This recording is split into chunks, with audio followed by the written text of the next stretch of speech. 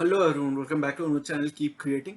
दोस्तों, quantitative analysis series की पिछली वीडियोस में हमने फुटवेयर, बैंकिंग, पेंट, एफएमसीजी और फार्मा इंडस्ट्री की सबसे बड़ी और दिग्गज कंपनीज और स्टॉक्स की कंपैरेटिव एनालिसिस की। अगर आपने वो वीडियोस अभी तक नहीं देखे हैं तो उस प्लेलिस्ट की लिंक अपर राइट कॉर्नर में आई बटन में आ रही है। आज की वीडियो में हम इस सीरीज को कंटिन्यू करते हुए जीएलई यानी कि ग्लास लाइन इक्विपमेंट इंडस्ट्री के दो बड़े मार्केट प्लेयर्स के स्टॉक्स की क्वांटिटेटिव कंपैरिजन करेंगे। मुझे उम्मीद है कि आपको ये सीरीज बहुत पसंद आ रही है और इन सारे सेक्टर्स की एनालिसिस एक एक करके देखने से आपको कई यूजफुल इनपुट्स भी मिलेंगे अपनी इन्वेस्टिंग फ्रेमवर्क के लिए। अगर आपकी किसी भी सेक्टर या स्टॉक की रिकमेंडेशन है, कोई सजेशन है, तो उसे कमेंट्स में मेंशन करें ताकि आगे आने वाली वीडियोस में हम उन सेक्टर्स या स्टॉक्स को धीरे धीरे अपनी एनालिसिस में शामिल कर पाएं। दोस्तों, अगर आपने अभी तक चैनल को सब्सक्राइब नहीं किया तो अभी कर लें और बेल आइकन भी प्रेस करें, क्योंकि हम ऐसे ही हर वीक कई सारे इंटरेस्टिंग आइडियाज और टॉपिक्स के डिस्कशन करते रहते हैं जो आपके लिए बहुत यूजफुल हो सकते हैं और ये आपसे मिस नहीं होने चाहिए। So without taking any more of your time, let's get started. दोस्तों, सबसे पहले हम ओवरव्यू ले लेते हैं कि जीएलई होती क्या है, जीएलई इंडस्ट्री होती क्या है। और ये दोनों प्लेयर्स के जो दो बड़े मार्केट प्लेयर्स की हम यहाँ पे बात करें, जीएमएम फॉडलर और एचएलई ग्लासकोट, इन दोनों कंपनीज की बिजनेस क्या है, ये दोनों कंपनीज करती क्या है। तो जैसे हमने बात की दोस्तों, जीएलई का मतलब होता है glass line equipment. Glass line equipments का मतलब बेसिकली ये होता है दोस्तों कि जो फार्मा सेक्टर की कंपनीज हो गई या फिर जो एग्रोकेमिकल या केमिकल कंपनीज हो गई, केमिकल सेक्टर की कंपनीज हो गई, बेसिकली वो केमिकल्स जब बनाते हैं तो दो कंपाउंड्स को मिक्स करते हैं, राइट। तो वो जो मिक्सिंग कंटेनर होता है, जो डिफरेंट केमिकल्स को मिक्स करने के लिए यूज होता है, वो कंटेनर यूजुअली स्टेनलेस स्टील का होता है। लेकिन स्टेनलेस स्टील के बर्तन में भी, स्टेनलेस स्टील के कंटेनर में भी जब आप केमिकल्स को मिलाओगे तो वो स्टेनलेस स्टील को कोरोड करेगा, उसकी रस्टिंग हो जाएगी। जैसे लोहे की कोरोजन हो जाती है, लोहे में जंग लग जाता है, उसी तरह से स्टेनलेस स्टील भी कोरोड हो सकता है उन केमिकल्स के केमिकल रिएक्शन के कारण। तो उससे डील करने का तरीका ये है कि उन सारे कंटेनर्स की ग्लास लाइनिंग हो जाए। तो ग्लास लाइनिंग जब हो जाती है तो ग्लास चूंकि एक अनरिएक्टिव केमिकल है, तो वो उन केमिकल्स के केमिकल रिएक्शन से इंटरवीन नहीं करता, उनको डिस्टर्ब भी नहीं करता। और साथ ही साथ स्टेनलेस स्टील के जो कंटेनर्स है वो कोरोड भी नहीं होते because of the glass lining. तो ये दोनों कंपनीज एक्चुअली करती क्या है कि उन कंटेनर्स की ग्लास लाइनिंग करती है। और इन सभी ग्लास लाइन इक्विपमेंट्स की डिमांड केमिकल सेक्टर में भी है, फार्मा सेक्टर में भी है, एग्रोकेमिकल सेक्टर में, तो काफी वेरिड एप्लीकेशन हो जाती है। और इस इंडस्ट्री को केटर करने के लिए इंडिया में केवल दो ही बड़े प्लेयर्स हैं। एक है जीएमएम फॉडलर और दूसरी है एचएलई ग्लासकोट। तो जैसा आप पिक्चर्स में देख पा रहे हैं, ये कंटेनर्स हैं, ये स्टील कंटेनर्स हैं और उनकी ग्लास लाइनिंग करके ये बड़े बड़े कंटेनर्स, बड़े बड़े फर्नेसेस यूज होते हैं। पहले कोल फर्नेसेस होते थे, अब गैस फर्नेसेस आने लगे हैं। तो ये फर्नेस में इन सभी कंटेनर्स की ग्लास लाइनिंग की जाती है और ये दोनों कंपनी सेम तरह की काम करती हैं। आप देख सकते हैं दोनों की वेबसाइट से ये पिक्चर्स ली गई हैं। दोनों कंपनीज के कमोबेश सेम तरह की काम है, बेसिकली सेम काम है, और दोनों ग्लास लाइन इक्विपमेंट्स मैन्युफैक्चर करते हैं। तो अब हम बात करते हैं दोस्तों कि किन किन क्वांटिटेटिव पैरामीटर्स पे, किन किन फैक्टर्स पे इन सभी दोनों स्टॉक्स को, इन दोनों कंपनीज को रेट किया जाएगा, इन दोनों कंपनीज की स्कोरिंग की जाएगी। तो आप देख सकते हैं कई सारे क्वांटिटेटिव पैरामीटर्स को मैंने यहाँ पे इंक्लूड किया है और एक एक करके जैसे जैसे हम इन सारे क्वांटिटेटिव पैरामीटर्स को एक एक करके एनालाइज करते जाएंगे, उनकी नंबर्स को चेक करते जाएंगे, तो मैं थोड़ी सी डिस्क्रिप्शन, ब्रीफ डिस्क्रिप्शन देता चलूंगा इन सारे क्वांटिटेटिव पैरामीटर्स की, ताकि आपको एक क्विक आइडिया लग सके कि ये क्वांटिटेटिव पैरामीटर्स क्यों इंपॉर्टेंट है, इनको मैंने यहाँ पे क्यों कंसिडर किया है। तो सबसे पहले स्टार्ट करते हैं मार्केट कैपिटलाइजेशन से। मार्केट कैपिटलाइजेशन आपको ये आइडिया देती है कि स्टॉक मार्केट उस कंपनी को, स्टॉक को कितना वैल्यूएशन देती है, कितनी वैल्यू करती है। और इसका ये भी एक इंडिकेटर होता है कि उस कंपनी की मार्केट शेयर कितनी बड़ी है। जब किसी कंपनी की मार्केट शेयर किसी इंडस्ट्री में बड़ी होती है, जब मार्केट में ग्रिप बड़ी होती है, तो उसको मार्केट की वैल्यूएशन भी ज्यादा मिलती है, क्योंकि उस कंपनी की कुछ कॉम्पिटेटिव एडवांटेजेस होती हैं। उस कंपनी की जब मार्केट शेयर ज्यादा होगी तो ज्यादा कस्टमर्स होंगे, ज्यादा बिजनेसेस उस कंपनी के प्रोडक्ट्स के साथ रिलेशन मेंटेन करेंगी, तो उसको एक कॉम्पिटेटिव एडवांटेज होता है, प्राइसिंग पावर होती है। तो इन सभी चीजों का रिफ्लेक्शन आपको एक मार्केट कैपिटलाइजेशन में दिख जाता है। तो इन दोनों कंपनीज, इन दोनों स्टॉक्स को अगर कंपेयर करो तो ज्यादा मार्केट कैपिटलाइजेशन जीएमएम फॉडलर की है, वो एक बड़ी कंपनी है in terms of market capitalisation, तो उसको एक की रैंक और दो की स्कोर मिलती है। जबकि सेकंड रैंक पे आता है एचडी ग्लासकोट, उसको सेकंड रैंक मिलती है और एक की स्कोर दी जाती है। उसी तरह का क्वांटिटेटिव पैरामीटर है, सिमिलर हम मान सकते हैं लेकिन फिर भी थोड़ा डिफरेंट ऑफ कोर्स है, और वो है रेवेन्यू साइज, यानी कि कितनी कंपनी सेल कर रही है, कितनी रेवेन्यू जनरेट कर रही है ईच फाइनेंशियल ईयर में। तो यहाँ पे फाइनेंशियल ईयर की रेवेन्यू साइज, सेल साइज को अगर देखें तो उसमें भी जीएमएम फॉडलर एक बड़ी कंपनी है। 516 करोड़ की उसकी फाइनेंशियल ईयर की रेवेन्यू और सेल्स है, उसको फर्स्ट रैंक मिलती है और दो की स्कोर दी जाती है। बहुत ज्यादा पीछे नहीं है एचएलई ग्लासकोट, लेकिन ऑफकोर्स थोड़ा पीछे जरूर है, और उसको सेकंड रैंक मिलती है और एक की स्कोर दी जाती है। उसके बाद हम बात करते हैं, हमने ऑलरेडी रेवेन्यू और सेल्स की तो बात कर ही ली, अब हम बात करते हैं कि प्रॉफिट आफ्टर टैक्स कौन ज्यादा जनरेट करता है। तो वहां पे भी GMM Pfaudler is way ahead of HLE Glascoat. GMM फॉडलर की अगर प्रॉफिट आफ्टर टैक्स की बात करें तो कहीं ज्यादा है एचएलई ग्लासकोट से अगर कंपेयर करें तो इसलिए जीएमएम फॉडलर को फर्स्ट रैंक मिलती है, दो की स्कोर मिलती है, और एचएलई ग्लासकोट को सेकंड रैंक और एक की स्कोर दी जाती है। रेवेन्यू कैगर की अगर बात करें तो यहाँ पे पासा पलट गए, यहाँ पे टेबल्स टर्न अराउंड कर गए।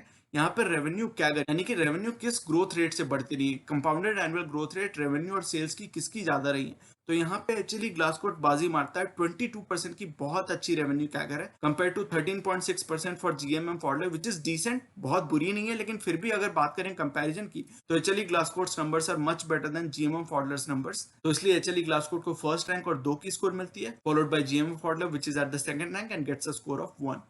फिर हमने रेवेन्यू की तो बात कर ली कि रेवेन्यू किस कंपनी ने किस ग्रोथ रेट से बढ़ाई है। अब हम बात करते हैं कि प्रॉफिट किस कंपनी ने ज्यादा ग्रोथ रेट से बढ़ाई है, प्रॉफिट की कैगर किस कंपनी की बेहतर रही है। तो वहां पे भी एचएलई ग्लासकोट बीट्स जीएमएम फॉडलर, 30.3% की बहुत एक्सेप्शनल प्रॉफिट कैगर है एचएलई ग्लासकोट को, इसलिए उसको रैंक 1 मिलती है और 2 की स्कोर दी जाती है। और जीएमएम फॉडलर के भी नंबर्स बहुत अच्छे हैं, काफी डिसेंट, काफी अच्छे नंबर्स माने जाएंगे।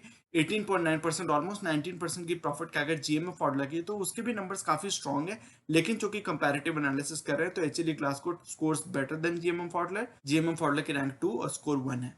फिर हम बात करते हैं कि ईपीएस कैगर किस कंपनी की ज्यादा रही है। हमने कंपनी के कुछ बिजनेस फंडामेंटल्स की तो कुछ नंबर्स चेक कर ली, अब हम बात करते हैं कि कंपनी की अगर बिजनेस फंडामेंटल्स में स्टॉक परफॉर्मेंस की बात करें, स्टॉक के ईपीएस की अगर बात करें तो ईपीएस कैगर किसकी बेहतर रही है। और ये एक बहुत ही इंपॉर्टेंट ड्राइविंग फोर्स होता है स्टॉक प्राइस की कैगर का। स्टॉक प्राइस तभी बेहतर परफॉर्म करती है लॉन्ग टर्म में जब उसकी अंडरलाइंग ईपीएस कैगर स्ट्रांग होगी। किसी भी कंपनी की अगर अर्निंग्स पर शेयर अच्छी, हेल्दी, स्ट्रांग मैनर में बढ़ती जा रही है ओवर द लॉन्ग रन, तो उसकी स्टॉक प्राइस को भी अल्टीमेटली ईपीएस की कंपाउंडिंग को फॉलो करना है। अगर ईपीएस की कंपाउंडिंग अच्छी हो रही है, स्ट्रांग हो रही है, तो स्टॉक प्राइस भी अच्छा परफॉर्म करेगी इन द लॉन्ग रन। इसलिए ईपीएस की कैगर को देखना जरूरी है। हमने एक वीडियो में भी इसकी बात की थी कि अर्निंग्स की कंपाउंडिंग सबसे बड़ा फैक्टर होता है। जब हमने market timing for good stocks या बैड स्टॉक्स की बात की थी कि मार्केट टाइमिंग का कितना असर पड़ता है फॉर गुड स्टॉक्स और बैड स्टॉक्स और फंडामेंटली वीक स्टॉक्स में, तो उसमें हमने बात की थी कि जैसे ट्रेन मूव करती है इंजन के डायरेक्शन में, जिस डायरेक्शन में इंजन मूव करती है उसी डायरेक्शन में ट्रेन की बोगीज मूव करती हैं, ट्रेन की कंपार्टमेंट्स मूव करती हैं। उसी तरह मैन वॉकिंग द डॉग का भी हमने एग्जांपल देखा था। तो वो हमने समझने की कोशिश की थी कि ईपीएस की कंपाउंडिंग जिस तरह की स्ट्रेंथ होती है ईपीएस की कंपाउंडिंग में, उसी तरह की स्ट्रेंथ स्टॉक प्राइस कंपाउंडिंग में भी हमें दिखती है। तो यहाँ पे अगर ईपीएस कंपाउंडिंग की बात करें तो वहां पे GMM Pfaudler outscores HLE Glascoat. दोनों के नंबर्स काफी स्ट्रॉन्ग है, काफी अच्छे नंबर्स माने जाएंगे, दोनों के ही नंबर्स 20% के आसपास है। तो EPS compounding is very very strong for both these players. लेकिन फिर भी अगर कंपैरेटिव एनालिसिस की बात करें तो GMM Pfaudler outscores HLE Glascoat. 22.1% की ईपीएस कंपाउंडिंग जीएमएम फॉडलर की है compare to HLE Glascoat's numbers of 19.9%, almost 20%। तो इसलिए फर्स्ट रैंक जीएमएम फॉडलर को और 2 की स्कोर दी जाती है compare to HLE Glascoat which is at the second rank and gets a score of 1। फिर हम बात करते हैं कि नेट प्रॉफिट मार्जिन किस कंपनी की ज्यादा है। ये आपको ये इंडिकेटर देता है, ये समझाता है कि किस कंपनी के पास प्राइसिंग पावर ज्यादा है। और जब प्राइसिंग पावर किसी कंपनी में होती है, किसी बिजनेस में होती है, तो वो ये दिखाता है कि लंबे समय में प्रॉफिट मार्जिन मेंटेन करके अपनी प्रॉफिट्स को कैसे सस्टेन्ड हेल्दी मैनर में वो कंपनी बढ़ाए रख सकती है, होल्ड कर सकती है अपने प्रॉफिट्स को over a long period of time. तो उस मेट्रिक पे भी आप देख सकते हैं GMM Pfaudler outscores HLE Glascoat. 12% की नेट प्रॉफिट मार्जिन, हम यहाँ पे net profit margin, operating profit margin नहीं, net profit margin after tax की बात कर रहे हैं, तो नेट प्रॉफिट मार्जिन जीएमएम फॉडलर की बेटर है, 12% की नेट प्रॉफिट मार्जिन है compare to 9.9%, almost 10% for HD Glascoat. और उसी के अकॉर्डिंग आप रैंक और स्कोरिंग देख सकते हैं। फिर फाइनेंशियल रिटर्न रेशियोज की बात करते हैं। ये बहुत इंपॉर्टेंट मेट्रिक होता है क्योंकि फाइनेंशियल रिटर्न रेशियो आपको ये दिखाती है कि अगर वो कंपनीज अपनी प्रॉफिट्स को री इन्वेस्ट करती है, अपनी कैपिटल को रीडिप्लॉय करती है इन इट्स ओन बिजनेस, तो उसको उस कैपिटल रीडिप्लॉयमेंट पे कितने रिटर्न्स मिलते हैं। ये नंबर जितनी ज्यादा होगी, रिटर्न्स ऑन कैपिटल एम्प्लॉयड जितने ज्यादा होंगे, उस कंपनी के लिए री इन्वेस्टेड कैपिटल पर रिटर्न्स उतनी ज्यादा मिलेंगे, उस कंपनी के प्रॉफिट्स उतनी सस्टेन मैनर में धीरे धीरे एक वर्चुअस साइकिल में पड़ के और कंपाउंड हो सकते हैं और स्ट्रॉन्ग बन सकते हैं over a long period of time. तो आरओसी के नंबर्स चेक करना बहुत इंपॉर्टेंट है। ये भी एक कैपिटल इंटेंसिव इंडस्ट्री है, बड़े बड़े फर्नेसेस, बड़े बड़े फैक्ट्रीज लगानी पड़ती हैं, कैपिटल इंटेंसिव इंडस्ट्री है। तो यहाँ पे ROC, return on capital employed को प्रायोरिटी दी जाएगी उन नंबर्स को। आरओसी के नंबर्स पे अगर कंपेयर करें तो HLE Glascoat is way ahead of GMM Pfaudler, 49% की आरओसी विच इज एक्सेप्शनल, बहुत हाई नंबर्स है, काफी अच्छे नंबर्स हैं। एचएलई ग्लासकोट के 49% की आरओसी के साथ फर्स्ट रैंक मिलती है और 2 की स्कोर दी जाती है। जीएमएम फॉडलर के भी नंबर्स बहुत अच्छे हैं, 20% से ऊपर की आरओई और आरओसी नंबर्स को मैं एक्सेप्शनल बहुत अच्छा मानता हूँ, बहुत स्ट्रॉन्ग मानता हूँ। तो दोनों ही कंपनीज के आरओसी और आरओई के नंबर्स एक्चुअली बहुत स्ट्रॉन्ग है। लेकिन फिर भी अगर कंपैरेटिव एनालिसिस करें तो एचएलई ग्लासकोट के numbers are way better than GMM Pfaudler, तो वहां पे जीएमएम फॉडलर को सेकंड रैंक मिलती है और 1 की स्कोर दी जाती है। नेक्स्ट बात करते हैं कि किस कंपनी के ऊपर कितनी डेट है।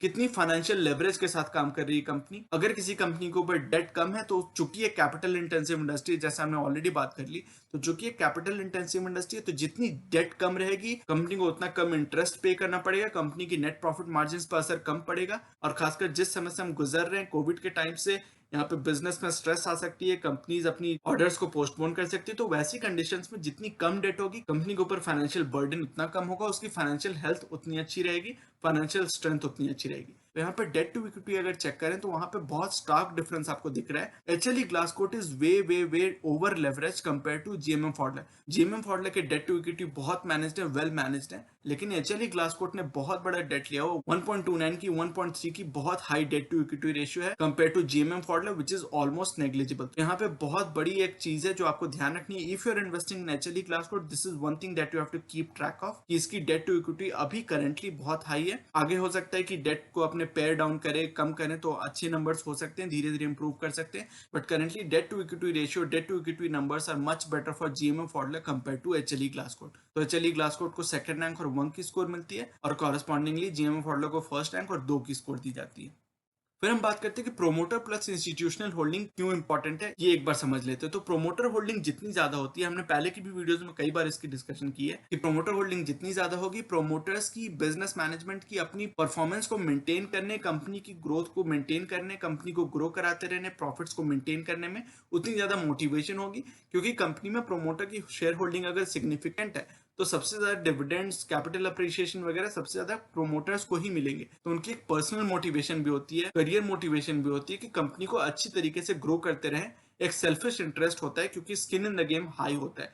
तो प्रोमोटर होल्डिंग उस तरीके से इंपॉर्टेंट है। इंस्टीट्यूशनल होल्डिंग क्यों इंपॉर्टेंट है? क्योंकि ये दिखाता है कि फाइनेंशियल इंस्टीट्यूशन जब उस कंपनी में इन्वेस्ट करते हैं, उस बिजनेस में इन्वेस्ट करते हैं, तो वो काफी अच्छी बैकग्राउंड चेक करते हैं, वो इंश्योर करते हैं कि उस कंपनी की कॉर्पोरेट गवर्नेंस अच्छी है, मैनेजमेंट और बिजनेस ऑपरेशंस काफी स्ट्रीमलाइंड है, फोकस्ड है। तो इन सब चीजों से असर पड़ता है, इन सब चीजों से ये दिखता है कि उस कंपनी की कॉर्पोरेट गवर्नेंस इश्यूज कम होंगी, स्कैम्स और फ्रॉड्स कम होंगे और रिटेल इन्वेस्टर्स भी उसका फायदा उठा सकते हैं। अगर फाइनेंशियल इंस्टीट्यूशंस की अच्छी खासी होल्डिंग है उस कंपनी में, तो रिटेल इन्वेस्टर्स को एक इंडिकेशन मिलता है, कि रीजनेबल क्लैरिटी मिलती है कि उस कंपनी की कॉर्पोरेट गवर्नेंस और कोई इश्यूज वगैरह नहीं होंगे। तो इन दोनों कंपनीज की अगर प्रोमोटर प्लस इंस्टीट्यूशनल होल्डिंग को अगर कंपेयर करें तो दोनों के नंबर्स थोड़े वीक है। एक्चुअली पहले की भी कई वीडियोस में जब हमने कई सारे सेक्टर्स को एनालाइज किया था, उनके पीयर्स को एनालाइज किया था, कंपैरेटिव एनालिसिस की थी, तो उसमें हमने देखा था कि कई सारे सेक्टर्स में अच्छी खासी इंस्टीट्यूशनल प्लस प्रोमोटर होल्डिंग थी। काफी सारे सेक्टर्स में 80 प्लस नंबर्स थे, 80% से प्लस नंबर्स थे when it came to promoter plus institutional holding. लेकिन यहाँ पे हम देख रहे हैं कि दोनों के नंबर्स थोड़े वीक हैं, 70% के आसपास की प्रोमोटर प्लस इंस्टीट्यूशनल होल्डिंग है। लेकिन इसका कारण ये भी हो सकता है कि दोनों ही रीजनेबली स्मॉल कंपनीज है, स्मॉल कैप कंपनीज है दोनों ही। तो जैसे जैसे कंपनीज बढ़ती जाती है, उनकी स्केल बढ़ती है, उनकी मार्केट कैपिटलाइजेशन बढ़ती है, तब फाइनेंशियल इंस्टीट्यूशंस का इंटरेस्ट बढ़ता है। म्यूचुअल फंड्स हो, फाइनेंशियल इंस्टीट्यूशंस हो, डीआईआईज हो, एफआईआईज हो, वो सभी ज्यादा इन्वेस्ट करना शुरू करते हैं उन कंपनीज में जब उनकी मार्केट कैपिटलाइजेशन बढ़ती है। तो चूंकि ये दोनों कंपनी चूंकि एक नीश सेक्टर को केटर कर रही है, इस पूरे सेक्टर, इस पूरे इंडस्ट्री की ही मार्केट कैपिटलाइजेशन छोटी है, तो जो दो बड़े प्लेयर्स हैं उनकी भी मार्केट कैपिटलाइजेशन रीजनेबली छोटी है compare to other sectors, compare to other companies. इसलिए इंस्टीट्यूशनल होल्डिंग इन दोनों कंपनीज में अभी तक बहुत ज्यादा नहीं हुई है। लेकिन जैसे जैसे कंपनीज बढ़ती हैं, स्मॉल कैप से मिड कैप से लार्ज कैप बनती हैं, तो of course these numbers can go higher और इंस्टीट्यूशनल होल्डिंग धीरे धीरे और बढ़ सकती है। तो इन दोनों कंपनीज में अगर कंपेयर करें तो दोनों के नंबर्स काफी नजदीक हैं, काफी कंपेरेबल हैं। लेकिन फिर भी अगर कंपेयर किया जाए तो एचएलई ग्लासकोट के नंबर्स थोड़े बेटर है। 74.5 ऑलमोस्ट 75% की प्रोमोटर प्लस इंस्टीट्यूशनल होल्डिंग है, उसको फर्स्ट रैंक मिलती है और 2 की स्कोर मिलती है। Followed by GMM Pfaudler which is around 70% promoter plus institutional holding, उसको सेकंड रैंक मिलती है और 1 की स्कोर मिलती है। फिर हम बात करते हैं कि वैल्यूएशन के मेट्रिक पे कौन सी कंपनी बेटर स्कोर करती है। तो यहाँ पे हमने करंट पी रेशियो यहाँ पे कंपेयर किया हुआ है दोनों कंपनीज का, दोनों स्टॉक्स का। 59.1 की करंट पी है जीएमएम फॉडलर की which is expensive, which is over valued compare to HLE Glascoat. HLE Glascoat की करंट पी 16.2 है। लेकिन ये एक चीज आपको ध्यान रखनी है कि रिटेल इन्वेस्टर्स में बहुत ज्यादा फोकस रहता है वैल्यूएशन पे ही। वो अपनी पूरी इन्वेस्टिंग एक्सरसाइज का 80-90% एफर्ट डालते हैं उस कंपनी की वैल्यूएशन को ट्रैक करने में, और उसी चीज को ट्रैक और चेज करने में वो अपनी इन्वेस्टिंग एफर्ट का 80-90% पोर्शन डाल देते हैं। ये मुझे लगता है कि स्लाइटली मिस इन्फॉर्म्ड अप्रोच हो सकता है। स्लाइटली बेटर अप्रोच आप ये कर सकते हैं कि वैल्यूएशन को अपनी पूरी इन्वेस्टिंग फ्रेमवर्क का एक पार्ट बना के रखें, बाकी चीजों को भी आपको ध्यान रखना है। इसलिए मैंने ये कंपैरेटिव एनालिसिस एक होलिस्टिक मैनर में तैयार करने की कोशिश की है कि आपको सारे पैरामीटर्स को ध्यान में रखना है, सारी पैरामीटर्स को, बिग पिक्चर को लूज नहीं करना है। सारे पैरामीटर्स को होलिस्टिकली देखने के बाद, वैल्यूएशन पैरामीटर को भी उसके साथ देखने के बाद तब एनालाइज करना है, तब एक डिसीजन पे पहुंचना है कि कौन से स्टॉक्स आपको बेहतर पसंद आते हैं। Valuation should not be the only parameter, only factor that you consider when investing in a stock. It should be part of your overall framework, but it should not be the only factor that you consider. तो current P ratio पे अगर compare करें, price to earnings ratio पे, तो HLE Glascoat is way way better valued than GMM Pfaudler. GMM फॉडलर की second rank मिलती है, उसको 1 की स्कोर मिल जाती है, और एचएलई ग्लासकोट को फर्स्ट रैंक मिलती है और 2 की स्कोर मिलती है। फिर स्टॉक प्राइस कैगर की बात करें तो यहाँ पे आप देख सकते हैं दोनों ही स्टॉक्स की बहुत शॉर्ट लिस्टिंग हिस्ट्री रही है। बहुत ज्यादा कोई लंबे, जैसे हमने दूसरे सेक्टर्स की जब बात की है, दूसरे स्टॉक्स के सेक्टर्स की बात की है, तो हमने देखा है कि 10 ईयर्स की स्टॉक प्राइस कैगर हमारे पास थी, 10 ईयर की कैगर हमने देखी थी। लेकिन इन दोनों स्टॉक्स की बहुत रिलेटिवली शॉर्ट हिस्ट्री रही है, बहुत ज्यादा लंबी हिस्ट्री नहीं रही है इन दोनों स्टॉक्स की। इसलिए आपको with a grain of salt इस चीज को, इस नंबर्स को देखना है। 85.6% की बहुत strong stock price CAGR GMM Pfaudler की रही है, लेकिन एचएलई ग्लासकोट की उससे भी बेहतर रही है। 151% की stock price 3 year stock price CAGR रही है एचएलई ग्लासकोट की, तो उसको फर्स्ट रैंक मिलती है और 2 की स्कोर दी जाती है। जीएमओ फॉडलर की भी नंबर्स बहुत इंप्रेसिव है, एक्सेप्शनल नंबर्स हैं, लेकिन चूंकि एचएलई ग्लासकोट के नंबर्स से थोड़े कम है, इसलिए उसको 2 की रैंक मिलती है और 1 की स्कोर दी जाती है। तो ओवरऑल समरी में बहुत ही इंटरेस्टिंग ऑब्जर्वेशन है दोस्तों। पहली बार हुआ है किसी भी क्वांटिटेटिव एनालिसिस में, अभी तक हमने देखा है जितने भी सेक्टर्स या स्टॉक्स की कंपैरिजन हमने की है, तो वहां पे हमने देखा है कि कभी भी टाई नहीं हुआ है। यहाँ पे पहली बार टाई हुआ है, दोनों की 75% की एग्रीगेट स्कोर है। दोनों ही कंपनी ने किसी कैटेगरी में पहला स्कोर किया, किसी में दूसरा स्कोर किया, किसी कंपनी ने किसी कैटेगरी में अपनी पीयर को आउटस्कोर किया, तो किसी में अंडर स्कोर किया। तो उस हिसाब से आप देखें तो दोनों ही कंपनीज बहुत बैलेंस दिख रही है यहाँ पे। तो एग्रीगेट स्कोर में समरी लेवल पे आप देख सकते हैं दोनों ही कंपनीज बहुत कंपेरेबल है। आप पे डिपेंड करता है कि कौन से पैरामीटर्स को आप ज्यादा एम्फेसाइज करते हो, आप ज्यादा अच्छा और आप ज्यादा इंपॉर्टेंट मानते हो। उन सभी पैरामीटर्स पे आप डिसाइड कर सकते हो कि इन दोनों कंपनीज में से कौन सी कंपनीज आपको ज्यादा अच्छी लगती हैं for long term investing potential, for long term growth outlook. हो सकता है आपके लिए मार्केट शेयर ज्यादा मैटर करता हो, तो उस हिसाब से जीएमएम फॉर्मूला आपके लिए ज्यादा अट्रैक्टिव हो। कॉन्ट्रेरिली हो सकता है आपके लिए वैल्यूएशन ज्यादा मैटर करता हो, तो उस हिसाब से एचएलई ग्लासकोट आपके लिए ज्यादा अट्रैक्टिव हो। तो दोनों कंपनीज की डिफरेंट पैरामीटर्स पे एनालिसिस करने के बाद, कंपैरेटिव एनालिसिस करने के बाद आप डिसाइड कर सकते हो कि कौन से स्टॉक आपको ज्यादा इन्वेस्टिंग पोटेंशियल के लिए अट्रैक्टिव दिख रहे हैं। उसमें बहुत सारे क्वालिटेटिव, ये तो हमने क्वांटिटेटिव एनालिसिस की यहाँ पे बात की, लेकिन क्वालिटेटिव एस्पेक्ट्स को भी आपको ध्यान रखना है। उसकी डिस्कशन हम करेंगे जब इन सारे स्टॉक्स की फंडामेंटल एनालिसिस करेंगे, तो उन सारे इंडस्ट्रीज की, उन सारे सेक्टर्स और उन सारे पर्टिकुलर स्टॉक्स की क्वालिटेटिव पैरामीटर्स, क्वालिटेटिव एस्पेक्ट्स की भी डिस्कशन में करता चलूंगा, ताकि आपके लिए एक होलिस्टिक पिक्चर बन सके। केवल क्वांटिटेटिव ही नहीं, क्वालिटेटिव एस्पेक्ट्स को भी आप ध्यान में रख सकते हैं फॉर योर इन्वेस्टिंग डिसीजंस। पर मैं उम्मीद करता हूँ कि ये क्वांटिटेटिव एनालिसिस भी आपको पसंद आई होगी। अगर आपके कोई भी विचार, कोई भी क्वेश्चंस हैं जो यहाँ पे अनआंसर्ड रह गए, या फिर आप उनको डिस्कस करना चाहते हो, तो please mention them in the comment section. अगर कोई भी सेक्टर्स या स्टॉक्स है जिनकी डिस्कशन आप देखना चाहते हो इस चैनल पे, तो please mention them as well in the comments, and I will try to include them in the upcoming videos. So दोस्तों, ये था आज का वीडियो।